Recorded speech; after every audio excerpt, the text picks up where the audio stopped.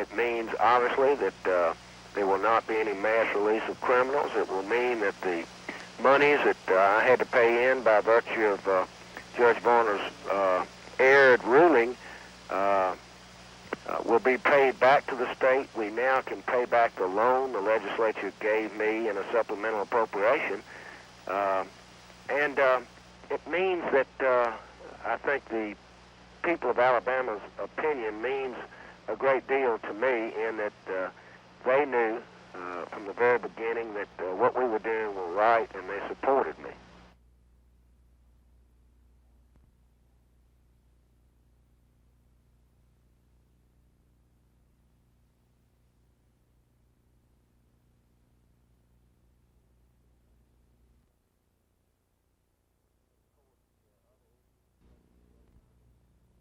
Of course, there are other issues. The question of whether or not these criminals should be given 60 square feet living conditions, and other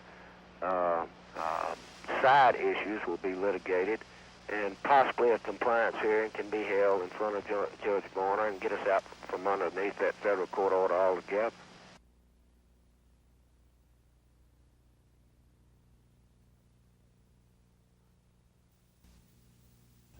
You know, it would be nice not to, but we feel very good.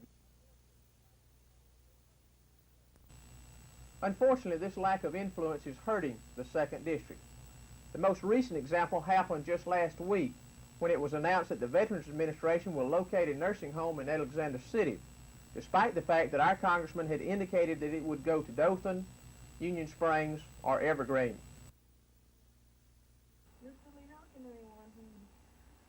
Has no influence be in a position to... No, not really. Again, I think it's dependent upon the individual child. Gadsden, Tuscaloosa.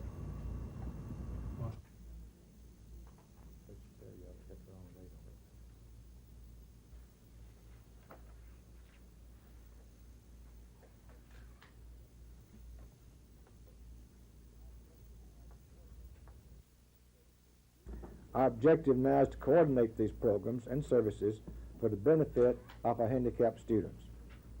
The agreement we're assigning today will bring together resources of our special education, vocational education, and rehabilitation programs for the benefit of the individual handicapped students in Alabama schools. This coordinated effort will provide that bridge or transition to ensure that each student has an opportunity to develop to his or her potential. For the open market in terms of competition. I have no idea what that number is. No, not really. Again, I think it's dependent upon the individual child. Order. That's what we're trying to hear today. You said that if you... Currently, the state's 97,000 handicapped students are offered services by 3 different programs: special education, vocational education, and the rehabilitation program. But under the state's plan for excellence, they will be merged so that each student receives every benefit possible. Our objective now is to coordinate these programs and services for the benefit of our handicapped students. The agreement we're assigning today will bring together resources of our special education, vocational education, and rehabilitation programs for the benefit of the individual handicapped students in Alabama schools. This coordinated effort will provide that bridge or transition to ensure that each student has an opportunity to develop to his or her potential. Dr. Teague says the cooperative effort is underway in some state school systems, but will officially begin next school year. Part of the program involves assessing the students early to see that their educational needs are met, whether it be job skills or further schooling. Teague says the consolidation should not cost any more than the state is currently spending, but it should enable the department to better spend its educational dollars.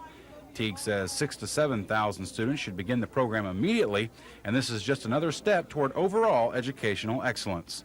Dean Argo, WSFA TV News.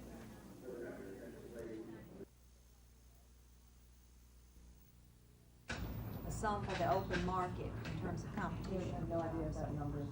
No.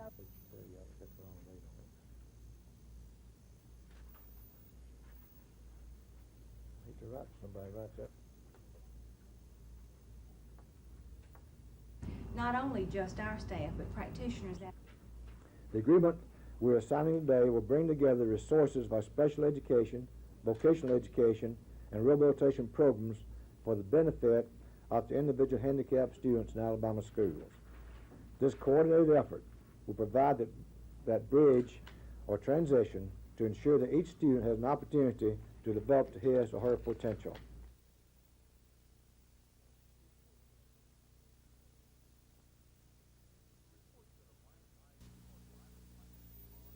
The report said a blank ID or driver's license card was inserted into a typewriter so pertinent information could be listed on them. The audit report continues to say a photograph was made of the applicant using the camera furnished by the State Department of Public Safety, using the same procedures and machines used in issuing a valid license. The report said the exact number of fraudulent licenses could not be determined, although the Department of Public Safety has recovered 19. The audit said $15 for each license recovered was being charged to probate Judge Hammond and paid to the Department of Public Safety. Audit has also found no record of the licenses in question and no verification that the information on the license is correct. A county grand jury is expected to look into allegations of license irregularities in this office. This is Norman Lumpkin, WSFA TV News, Hayneville.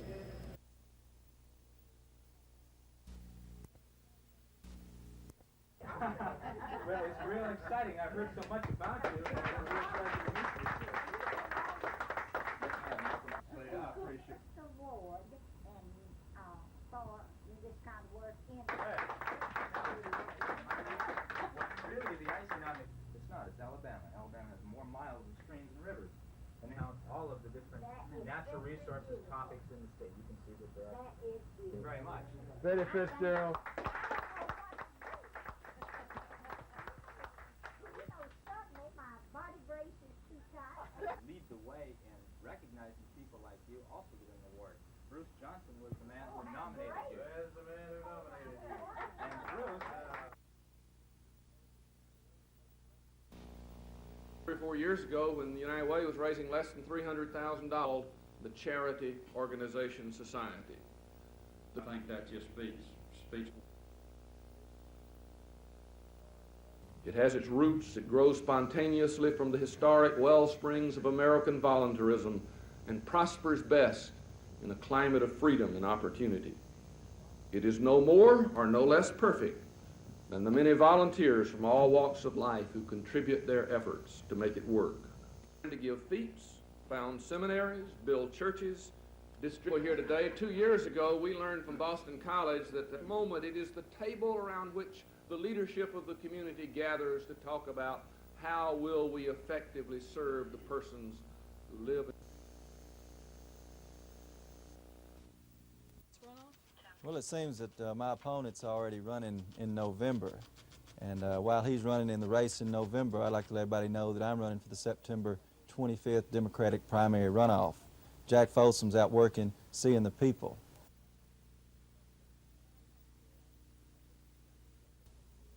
And I'm not sure at liberty or say what took place there, but there was runners going from the absentee room to the sheriff office over there and protect their integrity and to see that their constitutional right to vote for the person of their choice is not abridged. Absentee ballot in a county with less than 7,000 registered voters, there's something illegal going on. We fought in 1960. Reach Eli Stephen, which the chairman of the Lowndes County Democratic Executive Committee. He would be out of town all week, and I've also she could never at any time give me the correct of 7:45, and at that point people how to stay at home. So it seemed that it's a trend in Lowndes County that we have more absentee ballots. It is my firm contention that without using an official list, the polling official could not determine whether or not person voted absentee had previously voted by machine. Thus, the determination and valid absentee ballot were made from an unofficial list of voters in Lowndes County. Stephen, you said he had his sister as a polling official? The sheriff himself, his daughter. Daughter, I see. Right. I have not heard anything from the sheriff himself either. They were sending in poll watchers for her at that time, and the sheriff was doing the sending in. He had sent one of his former employees. 2 weeks ago, 24 people stood outside of this real estate financing company where they had protected their place in line for 4 nights. They were among hundreds of people across Alabama who wanted a chunk of the $150 million in home loans made available through the Alabama Housing Finance Authority. The loans are appealing because they're 1.5 to 2 percentage points lower than current FHA or VA loans. And on a $50,000 home, that can mean nearly $100 a month difference. We opened early that morning because we had a line from Thursday until Monday morning. And I would say in approximately 45 minutes we were out of funds. The state authority offered $150 million to meet a $1.2 billion demand by lending institutions. At first, the authority planned to wait for possibly better market conditions, but because of the demand, the housing authority is now getting the paperwork underway for another $50 million sale. The state is limited by Congress to $200 million a year. And the rules also say the only way to get the money is first come, first serve. We even had a company employee that was out in that line, so there was not even a way to get a company employee any of the funds other than through the first come, first serve allocation. The exact date of when the money will be made available hasn't been set yet, and there are some limitations on whether the money can be used for new or existing homes, as well as other qualifications. All questions should be directed to your local lending institution. Chris Grimshaw, WSFA TV News.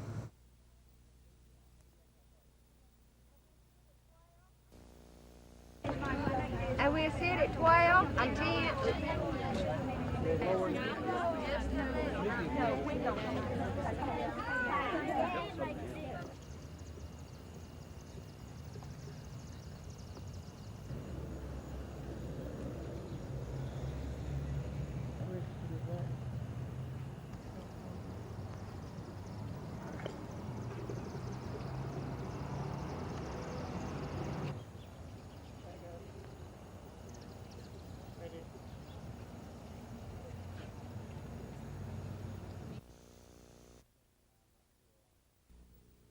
Tuesday night, and I'm not sure at liberty or say what took place there, but there was runners going from the absentee room to the ship. But how do you feel about that? In the lawsuit that's coming out, then we would determine that.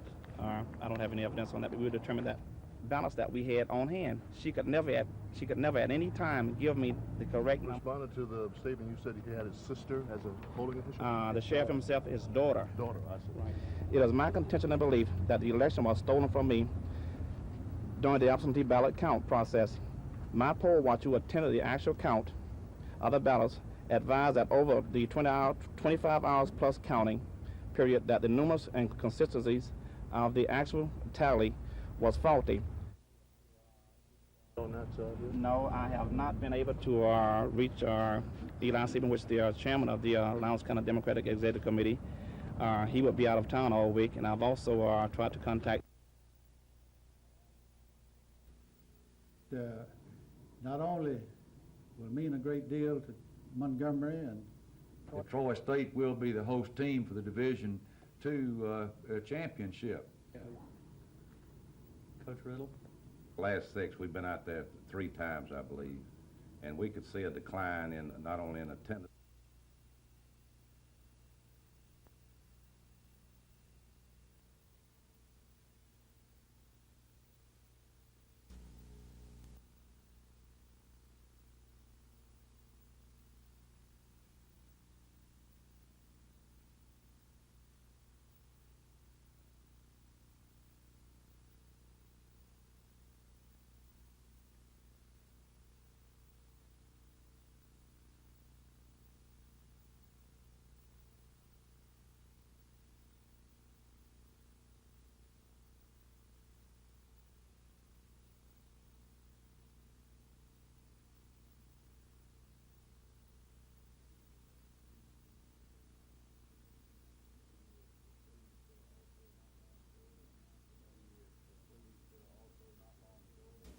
We are pleased also not long ago to announce another major tournament from the Dixie Majors going to be playing here, and we think we'll be the host team for many an event like this, and we want to make this a permanent home for the Division II championship. We'll do all we can in the city of Montgomery, our Parks and Recreation Department.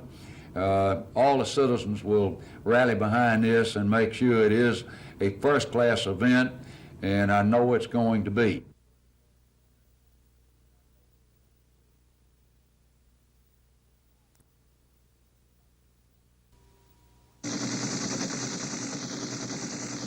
Football fans face season without Cosell. World reaction pours in. Rome, exuberant fans flock to St. Peter's Square to celebrate the liberation. Dallas, Texas, Cowboy fans ecstatic. New York, ticker tape flows. Santa Anita, a different reaction. I killed myself! I killed myself! For 15 years, Howard Cosell was the mouth that roared on Monday night. Call him pompous, call him controversial, call him opinionated, but you also have to call him interesting. He added an extra dimension to the telecast, and at times became bigger than the game itself. Are you aware of the fact that Howard Cosell is no longer doing the Monday Night Football games? Oh, that's too bad. That's too bad. Couldn't sleep for days. How will you go on?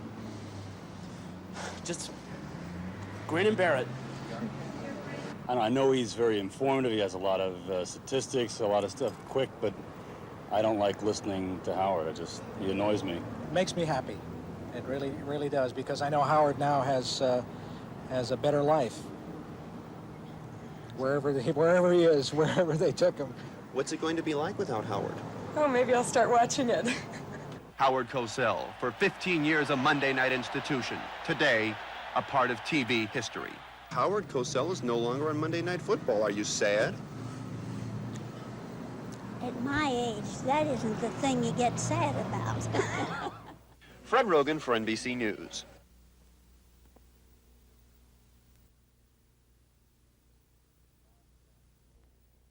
To handle the life without parole inmates under the Habitual Offender Act. Nation today. I understand the ruling also provides for further hearings. And it would use up the court's time. Therefore, today, I'm calling on the four-man committee and the plaintiffs for an emergency meeting to come together in my office in a spirit of cooperation to once and for all settle this 10-year-old court order in Alabama.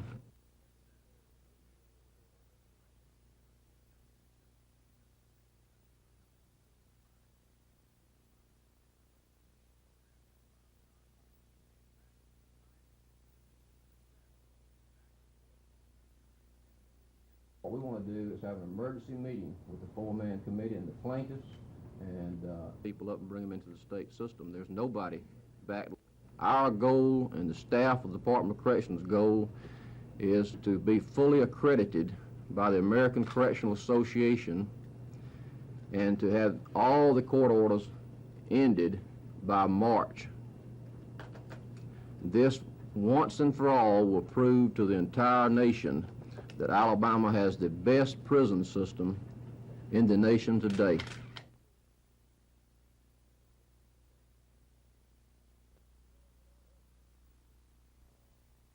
Young and I helped him to make Montgomery Thursday. The response to the kickoff worked earlier than usual and have begun to house, I would say. They call them something else in London.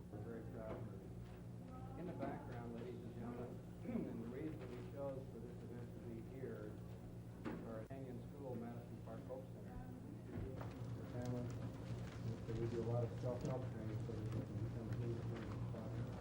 And then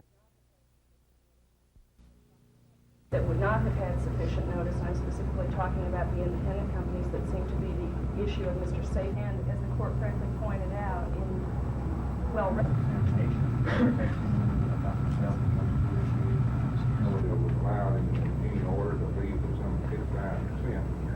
do believe that any rehearing of excess charges or any issues would be controlled by the Walker versus Alabama for further consideration of that plan. South Central is prepared to go forward today.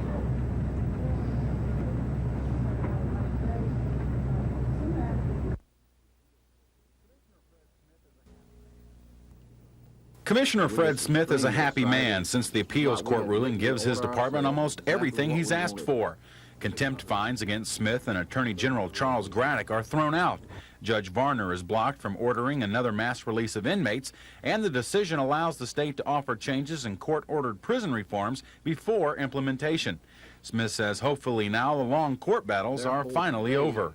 I'm calling on the four-man committee and the plaintiffs for an emergency meeting to come together in my office in a spirit of cooperation to once and for all settle this 10-year-old court order in Alabama. Smith says he'll offer two suggestions: reducing the minimum living space for inmates from 60 square feet to 58 feet, and reducing facility staff requirements. Smith says if the emergency meeting goes well, the prison system should be out from under court jurisdiction once and for all. Our goal and the staff of the Department of Corrections' goal is to be fully accredited by the American Correctional Association and to have all the court orders ended by March. Commissioner Smith says he's not sure when the emergency meeting will be held, but hopefully as soon as possible. But he says when that meeting is held, the state prisons will be back in the hands of the Alabama prison system. Dean Argo, WSFA TV News.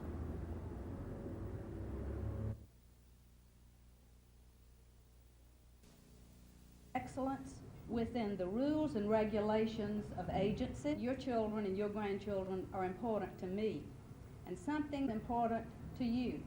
Well, my grandchildren should be important to you. I said, Sheriff, I never felt better in my life. Well, that's the position we've been in public education for the ills of society. As a matter of fact, a report card on the schools is a report card on society. No school system is going to be better than the community wants it to be. As schools mirror society, they can rise no higher than the community that supports them.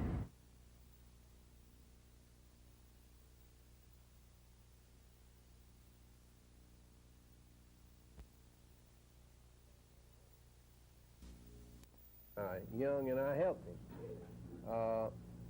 To make officially Thursday, just this one thing is worth the effort of the United Way.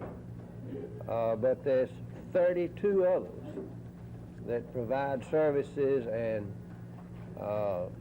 training in all kinds of ways for our young and our old and our sick and our infirm and our young and our healthy. Into a small house, I would say. They call them something else. So she got together a simple first day to work earlier than usual and has begun to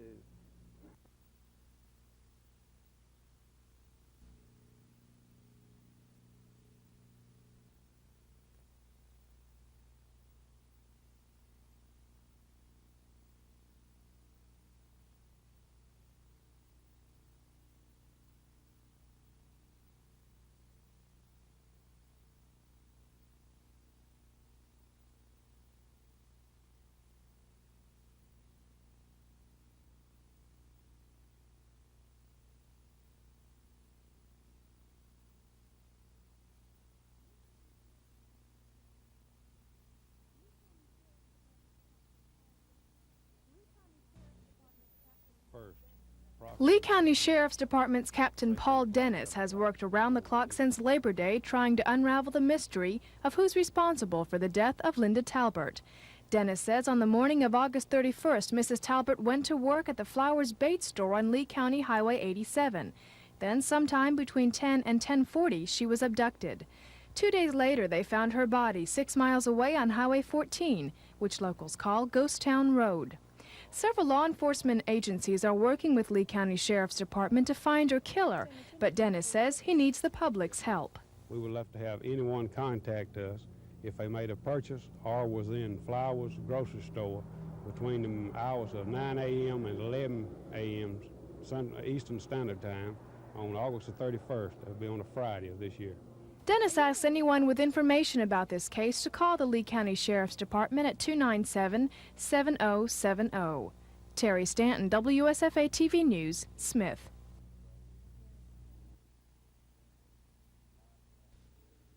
To handle the life without parole inmates under the Habitual Offender Act. 58.2 square foot of space per inmate. Logistics to pick these people up and bring them into the state system. There's nobody backlogged whatsoever. Most definitely. I understand the ruling also provides for further hearings before a Correctional Association, and to have all the court orders ended by March. This, once and for all, will prove to the entire nation that Alabama has the best prison system in the nation today.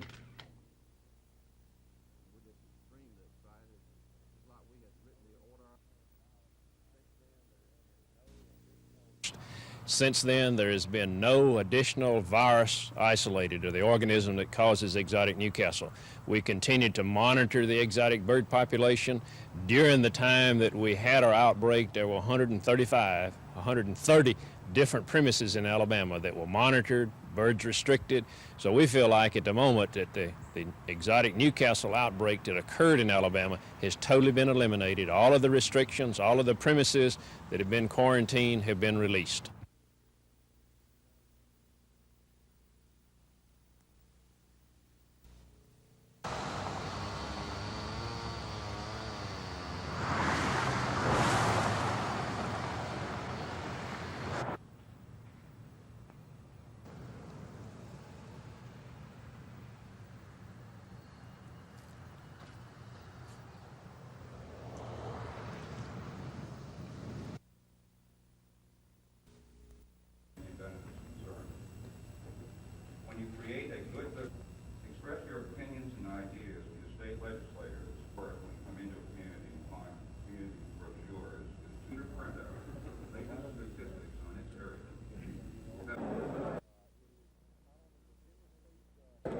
It is not only within the state hindering expansion of industry within the state, but outside of the state, industrial developers are using the co-employee liability issue, the fact that it does exist within the state of Alabama, as a weapon against the state of Alabama in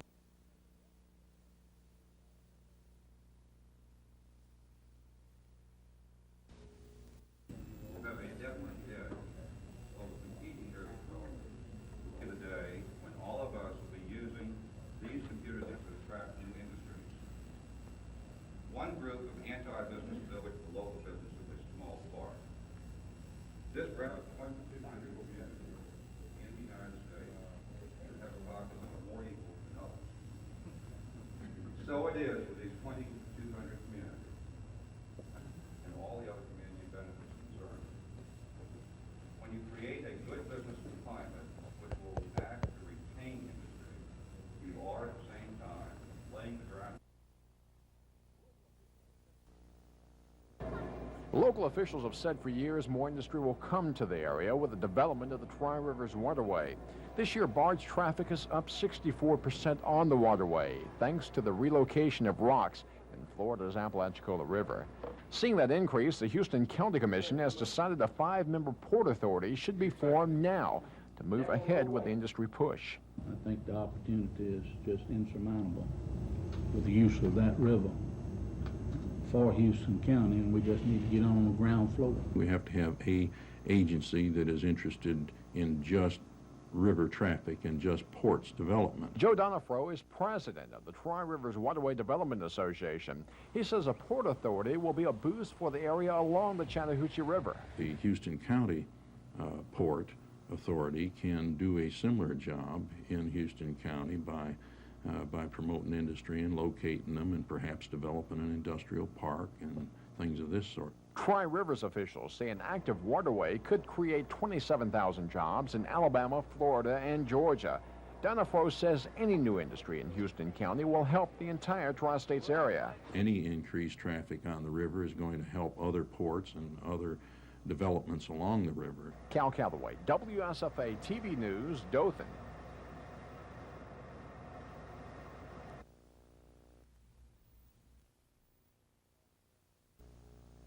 We appreciate South Trust and First Southern letting us have these two people. Chairman-elect, Girl Scouts, Dr. Mike Watson. Power company, there's Ed, and A 10% increase over last year's goal. With an account executive to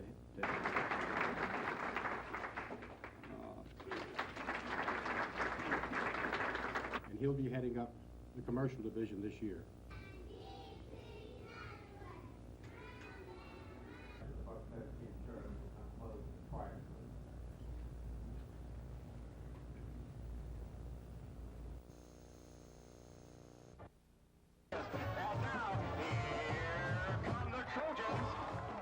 Troy State Trojans entered Memorial Stadium Saturday night ranked second in the nation in Division II. The Trojans are a veteran team, but it was freshman walk-on Ted Clem from Georgiana who made his first collegiate field goal try from 45 yards out to give Troy State a 3-0 lead over the Colonels. Pass-happy Nicholls State threw 4 interceptions. Chuck Leno set up a 4-yard touchdown run by Jimmy Haywood, picking off this pass and returning it 24 yards late in the first quarter. Clem kicked his second field goal to make it 13-0, and after a Colonel fumble, the Trojans' no-huddle wishbone offense struck quickly. Kerry Christensen found Rufus Cox along the sideline, a 51-yard pass play, and the Trojans enjoyed a 20-0 halftime lead. Trojan coach Chan Gailey saw his team drive 79 yards for a touchdown to open the second half. The Trojan defense, which allowed but 83 yards on the ground, lost its shutout on a fourth quarter touchdown drive by Nicholls State to make the final 26-7. Troy State meets winless Alabama A&M at the Gator Bowl in Jacksonville Saturday night. Dave Cody, WSFA TV Sports.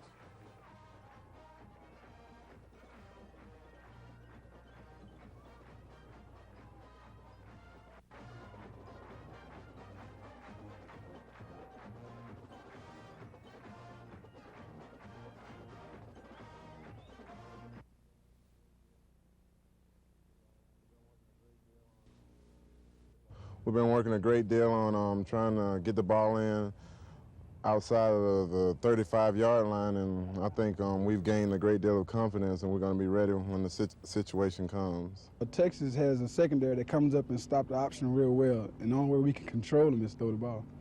And you've worked a lot on that this week? Of course, we've worked on trying to fit in a good program for their secondary and passes that should be open against their coverages. This is good. This is quite a challenge for you. How you like it? Well, I'm very excited. I'm looking forward to it. This should be a very exciting game, and everyone should have fun, I believe. Auburn has not scored in the 4-down zone a lot in the last few games. Does this put pressure on the kicker? Do you like the opportunity to get more play? Well, I'd rather be kicking extra points and field goals anytime because it means more points for the team, and I'd rather be on a winning team.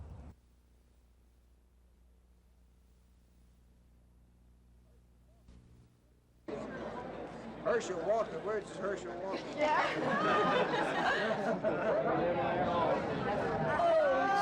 Oh, dog, sick 'em.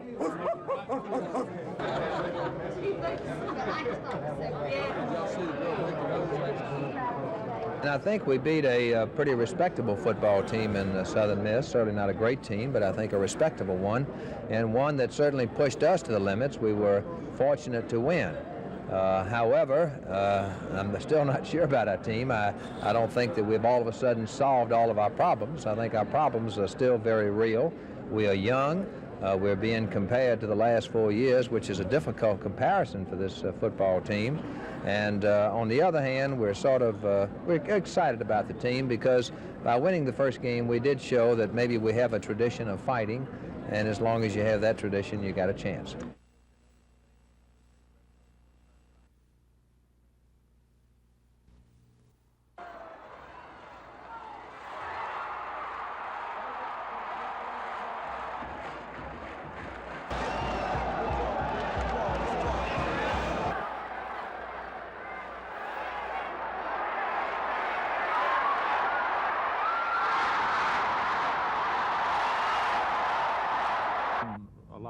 Yes, in our plans, we're planning on running the option as much as we can, just according to the defenses.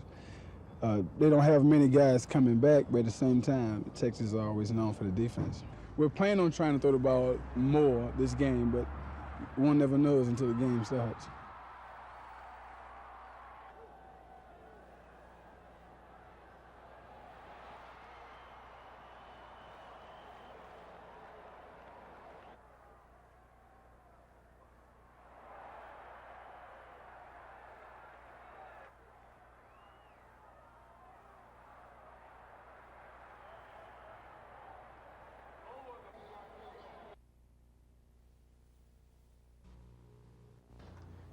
That wasn't fair.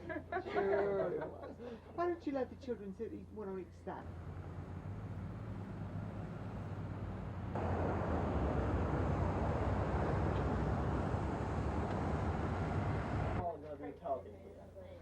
these are the parents of this great cause.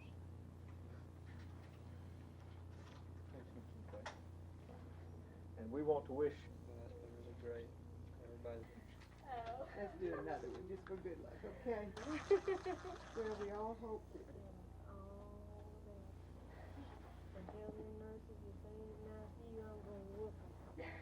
Okay?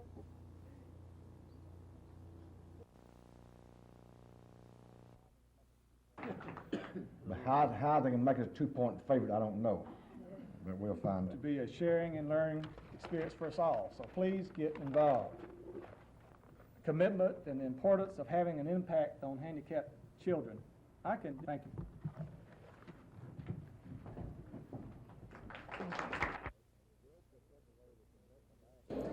We hope they'll take away the commitment I asked them to make, and that is that special education and their system be better because they're part of it. We can't have excellence in education until everybody in it commits themselves, do all they can for it, and that's what we're hoping they'll go away from here today with.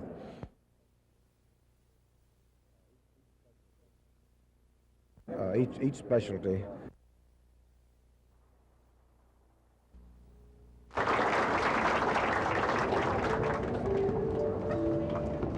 Ready? One. Wait a minute. Wait a minute.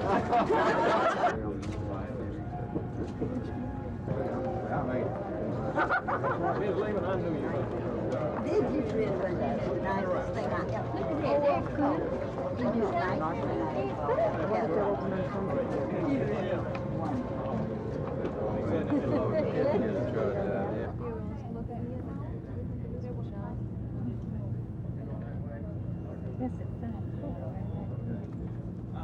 We just did this, just like this a minute ago.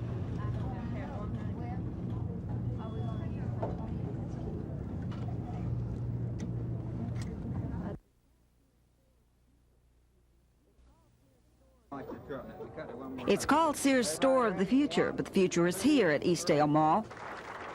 These customers are among 36 million families who shop regularly at Sears, a fact that's not lost on mall officials. Sears is a terrific acquisition, not only to the mall, but to this side of the town, of Montgomery, you know, the east side of town.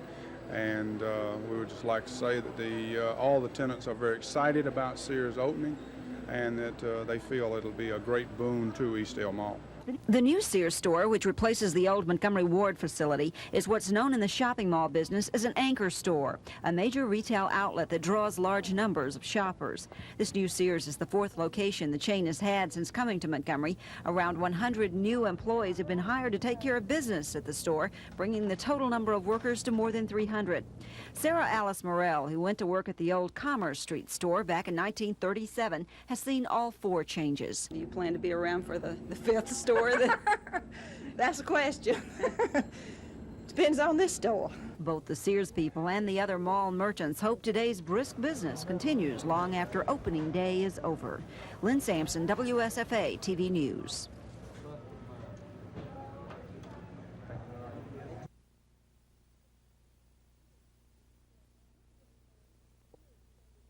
This is Lynn Sampson. Sears came to Eastdale Mall today, and that's good economic news for East Montgomery. I'll have details coming up.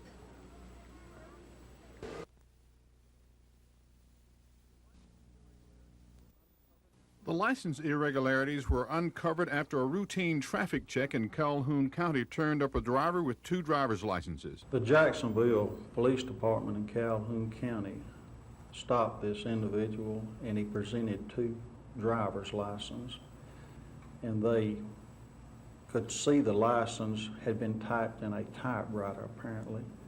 The license, the subject was arrested, and the license were sent to Montgomery. And we started conducting an investigation, and we found out the license was issued in Lowndes County. Sergeant Byrd says the probe revealed that there was no charge for the documents and that the investigators have not been able to determine how widespread the problem is. Byrd did say it's known that the issuance of false licenses went on for at least 2 years. Public Safety Department officials say there are other suspects in this case, and the investigation is continuing. This is Norman Lumpkin, WSFA TV News reporting.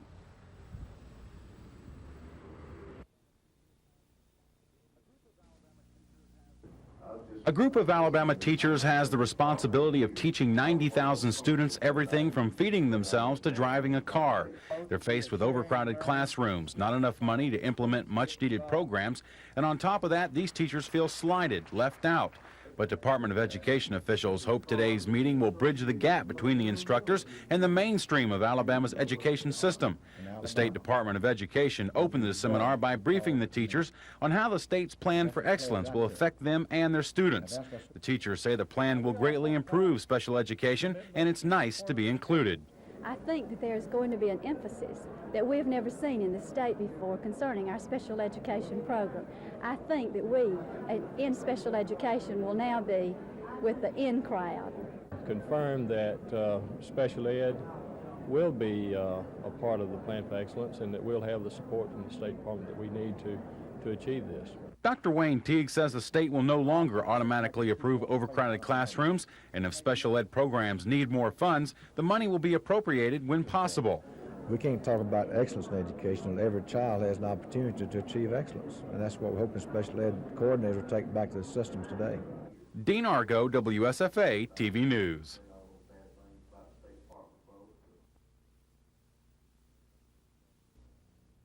You know, everybody knows about him. Fed and united that way to people, don't you? In Alabama, we do not. With this particular type disease, along with... There's a little different between Andrew and myself. You know, we both have goals in life, and he has done some extraordinary things, just as I have. Is the fact that I've done mine through athletics, but he's done his in another particular sense, in the fact that he pursued his goal more toward the educational field. And although he's 20 years old, he has a degree, and very few people can say that at the age of 20.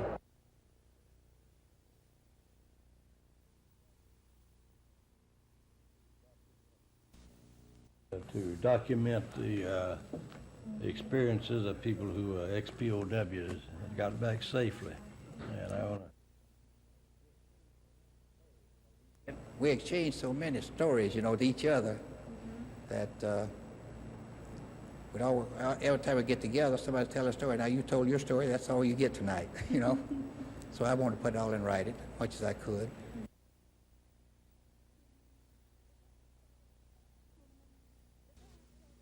Suleiman.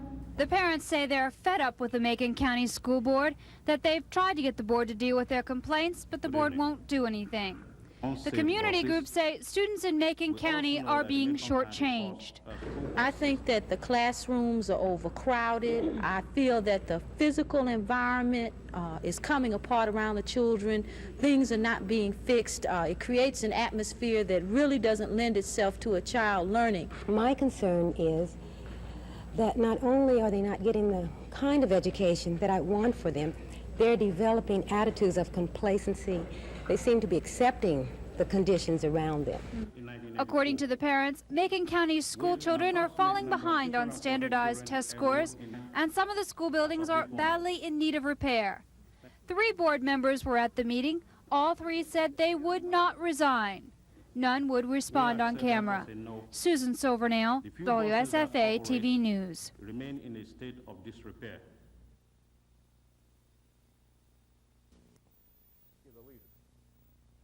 In that context, then, another element is something certain legal constituted power organization. Most of our people... All volunteer organizations, I feel, are having a problem with their volunteers are more people are working today, and volunteers therefore have less time to work in the community. So we wanted to become more efficient and to really be able to establish some goals and objectives.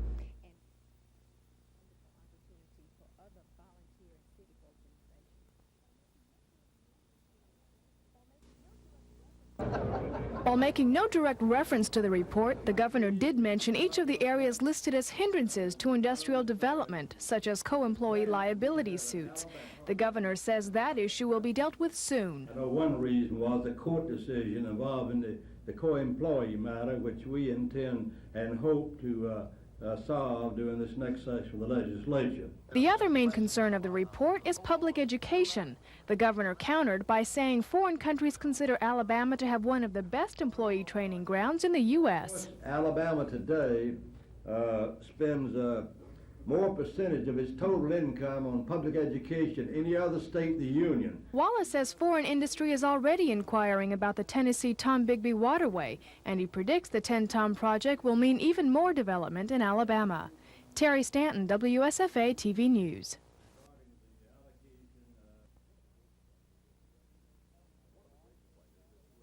One of the bridge players is Greg Wren, who's now the president of Save the Babies, a committee of parents of children they say live only because of the neonatal unit at Baptist Medical Center. It was 3 weeks ago when the Baptist Medical Center board said it was losing too much money through its neonatal program and would therefore limit access to patients from Montgomery, Autauga, Elmore, and Lowndes County, meaning people throughout southeast Alabama would have to go elsewhere. Half the parents at the meeting are from outside the proposed service area, and one by one they told their story. I just can't get through my head that there's a possibility that there could be somebody with a baby born on October 2nd in East Alabama Medical Center at Opelika that would be faced with the same decision I was faced with, except with the knowledge now that the first thing to do would be send it to Montgomery, but that option not be there. And they would have the other option, which I had at that time, of to leave the baby there, and the outcome would be certain. But determined not to direct their emotion-charged energies to criticizing the hospital, the committee is trying to channel those energies elsewhere. We need a short-term fix, which the governor can supply. We need a long-term solution, which the legislature can provide.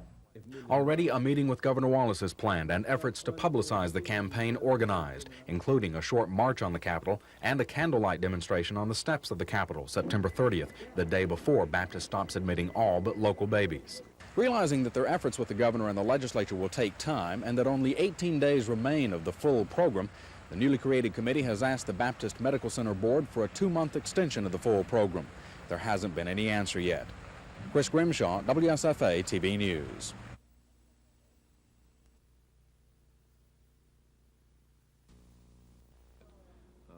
As you go along, and so we, at this point, she had given me a check back for Crime Stoppers previously, and she gave me,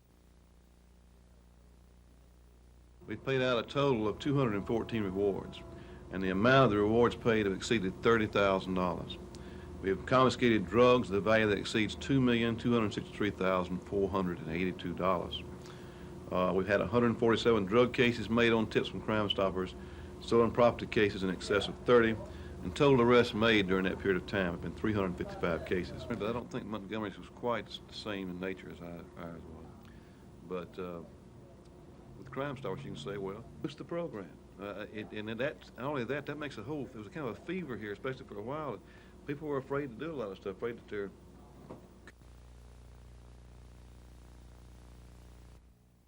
range.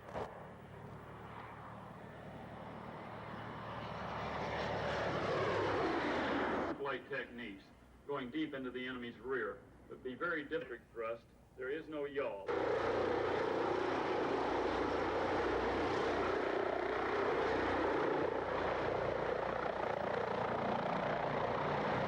This demonstration of the XV-15 tilt-rotor aircraft today was flown by Mr. Gorman Cannon and Mr. Roy Hopkins of Bell Helicopter Textron.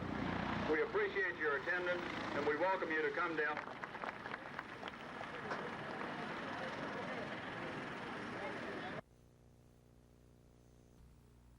Range. 1 minute, it looks like a high-speed airplane. The next, it looks like a helicopter. That's what makes the XV-15 special. Its ability to perform like a helicopter and then fly like an airplane. Similar aircraft are now being developed for the Navy and the Marines and should be operational by 1991. The Army is also looking closely at the tilt-rotor aircraft. This week, the XV-15 is being tested at Fort Rucker to evaluate how it flies close to the ground. One of the problems in the Army is being able to fly close to the ground to be able to avoid possible threats. So we brought the aircraft here to show that it can fly contour and nap of the earth flight. Colonel McKeithen says his type of aircraft was designed back in 1962. It first flew 4 years later. If we are successful in our tests here and can convince the Army that the tilt rotor is the way to go, then sometime in the 1990s, the Army may be flying a very fast and versatile Scout aircraft. This is just an experimental aircraft. project officer believes in the future of its concept. If the Army needs an aircraft that can go slow, can go fast, can go low, can go high, and has flexibility to do every kind of a job that a helicopter can do and a fixed-wing aircraft can do in a single bird, and this is the answer. Cal Keller, WSFA TV News, Fort Rucker. Mr. Gorman Cannon, Mr. Roy Hopkins of Bell Helicopter Textron. We appreciate your attendance. I believe we can come up with a plan that will be not only fair. I know one reason was the court decision involving the co-employee matter, which we intend and hope to solve during this next session of the legislature.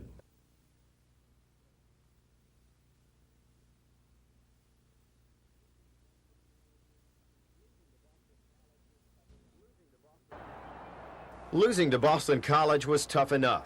Losing all-star candidate Kerry Good in the process made the hurt that much worse for Tide players. Sunday and Monday, you know, everybody was really upset about the loss. You know, it was a real hard loss. But everybody is really looking forward to playing. I guess from a standpoint of more revenge, this loss, you know, come out, we want to make a good showing, and we want to win the ball game. Gothard, still looking to catch his first pass this year, isn't sure what kind of defense the Tide will face Saturday, since Georgia Tech has a new defensive coordinator.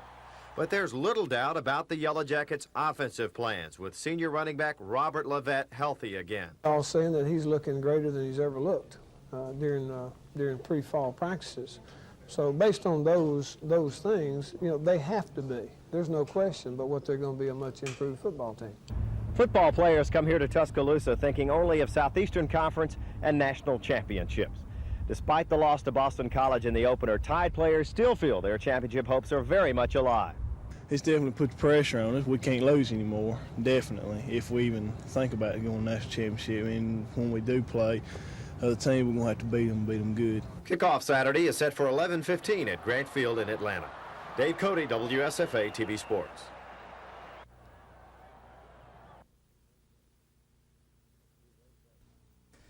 To be rated that high, I think that's a first. That really is a first that I've seen in college ball. I've never seen a team that had lost that many key players be rated as high starting the season. I'm just hoping they're right. I hope they know something we don't.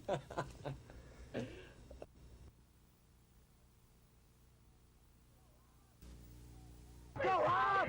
Come on now, you gotta whip it! Stand him up, Bobby. Get in. Get in. Come on, dang it! You chicken shit! You're a chicken shit! You're a big-ass chicken shit, Defense! Defense!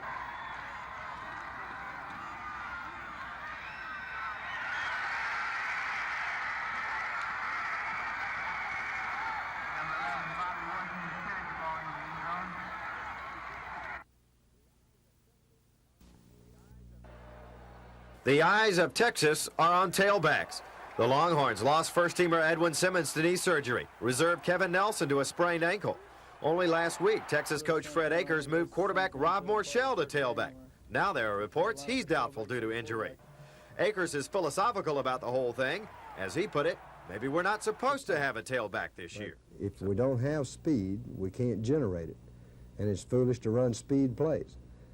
We'll run power plays and play a hard-nosed football game, a game plan, and hope that we can help it with an improved passing game. The Horns are loaded on defense, particularly at linebacker. Up front, Tony DeGrate, that's D-E-G-R-A-T-E, Big James McKinney, and Ralph Darnell shut down Auburn a year ago. They depend a great deal on their defense and to help them out with field position and just try to use their offense to wear down the team, and so we're really going to have to stay on the field. Auburn running back Bo Jackson telephoned injured Alabama ball carrier Kerry Good to wish him a speedy recovery from knee surgery. More injury problems for the Tide, though. Starting cornerback Vernon Wilkerson pinched a nerve in his neck and may miss the Georgia Tech game. Like Texas, the Yellow Jackets have yet to play a game, and that in itself presents problems for the Tide. We're going to have to be on top of our game and go over and play good, tough football and as error-free as we possibly can to have a chance to win the game. Georgia Tech has got like 9 starters returning. they had a changeover in their defensive coordinator, so we don't know exactly what they're going to do.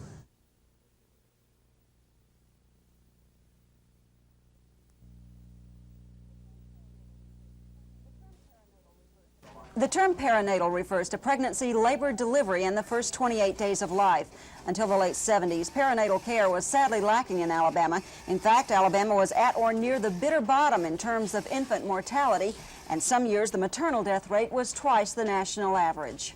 Professionals speaking at today's organizational meeting of the Alabama Perinatal Association say these dismal statistics improved dramatically in the late 70s with the development of regionalized perinatal care. In 1980, the state legislature even passed a perinatal bill that recognized the importance of this regionalized approach. But the bill was never funded, and the 5 regional perinatal centers have had to rely on insufficient Medicaid payments for indigent care. The recent cutback at Baptist Medical Center's neonatal intensive care unit is seen as a major breakdown in the system. Your infant mortality rate will undoubtedly go up unless these babies can get into the well-equipped and well-staffed units such as Baptist is. Even put in purely financial terms, experts say it's better for a distressed infant to receive quality medical care, which may prevent the overwhelming expense of a lifelong handicap. Oh, it's very cost efficient. Probably we spend now about $1.5 billion in this country on high-risk neonatal intensive care nurseries, but the savings is at least $100 billion over the lifetime of the children. These people want a quick fix to the Medicaid problem and a long-range fix to the problem of funding the now dormant 1980 law. Lynn Sampson, WSFA TV News.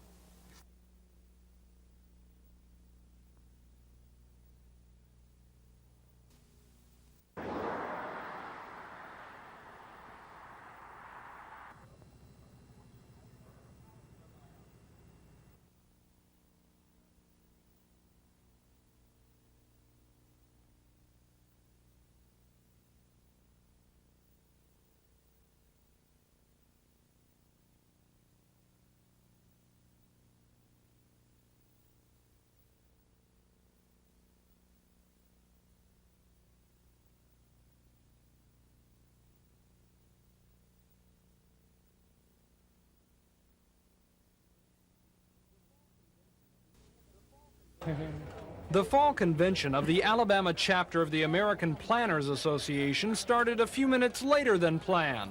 Oh well, maybe there was some confusion. After all, the sign said it was a meeting of planners. But all joking aside, this is a unique sort of convention.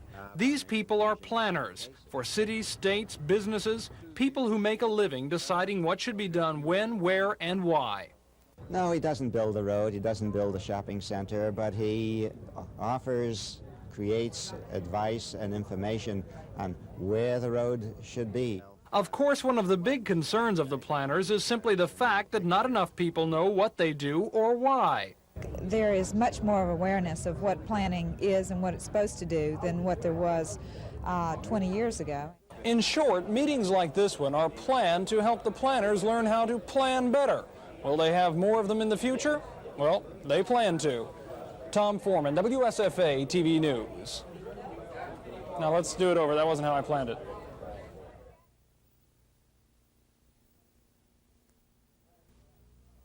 $90,000 for 6 months' work with no scope of service at all. And you put him on a contract. What kind of contracts we would be dealing with over the period of time would be in effect, and I have no desire, and I don't think any member of the committee. I just want to suggest to the chairman, it is a way of altering the contract so that they're and when they can go over to the state personnel department and hire some people to do the work. Now that's the gist of your resolution. Pick out the ones to do that. Well, we have a card right here. That's $90,000 for 6 months. That's not yours now. Every ounce of energy. Keynote speaker John Ed Matheson says the volunteers of this year's United Way campaign need enthusiasm in order to reach their goal. Every day, I hope that you'll be enthusiastic. Your spirit will be contagious. I hope you'll be optimistic. There's one member of the campaign who has enthusiasm to spare. It's this year's poster child, 11-year-old Christy Gibson. Christy's mother, Joanne, says it was hard to believe her daughter had Down syndrome. he told us not to expect great things out of her, and he said that she may never be able to read or to write, but to take her home and love her. But the doctors underestimated Christy. Your dick, he buys anxiety. She has just made so many advances, and right now she's reading on 3rd grade level, and she writes her name, and last year she started on curtsy. Matheson says they need enthusiasm and determination to reach this year's goal of $2.7 million. Well, if everyone on the campaign has the enthusiasm and determination of Christy Gibson, that shouldn't be too hard to reach. Terry Stanton, WSFA TV News.